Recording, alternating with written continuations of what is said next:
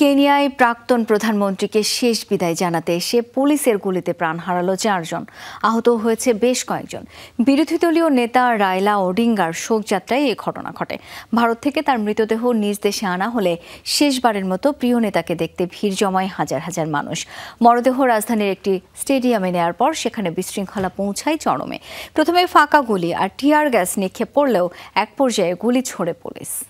নতুন ব্লেন্ডে আরো rich অ্যারোমায় salon family blend টে।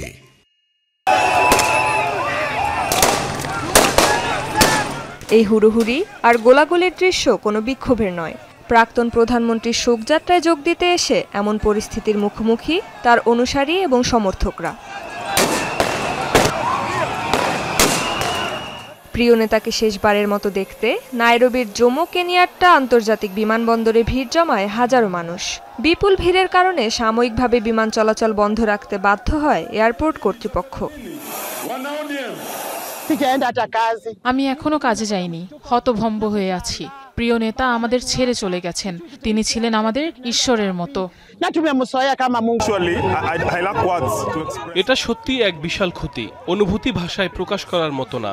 একজন পিতৃতুল্য মানুষ ও প্যান আফ্রিকান নেতাকে হারানো কেবল আফ্রিকার জন্য না, পুরো বিশ্বের জন্যই এক বিরাট ক্ষতি।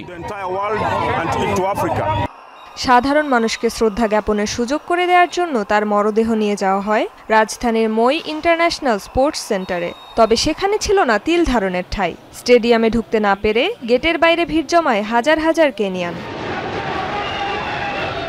হঠাৎই একদল লোক গেট ভেঙে ভেতরে ঢোকার চেষ্টা করে। তৈরি হয় চরম অরাজকতার।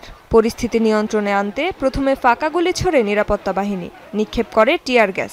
আতঙ্কে ছোটাছুটি করতে থাকে মানুষ, পদদলিত হয় অনেকে। এক পর্যায়ে সরাসরি গুলি চালাতে বাধ্য হয় পুলিশ। এতে প্রাণ যায় বেশ কয়েকজনের, আহতও হন অনেকে।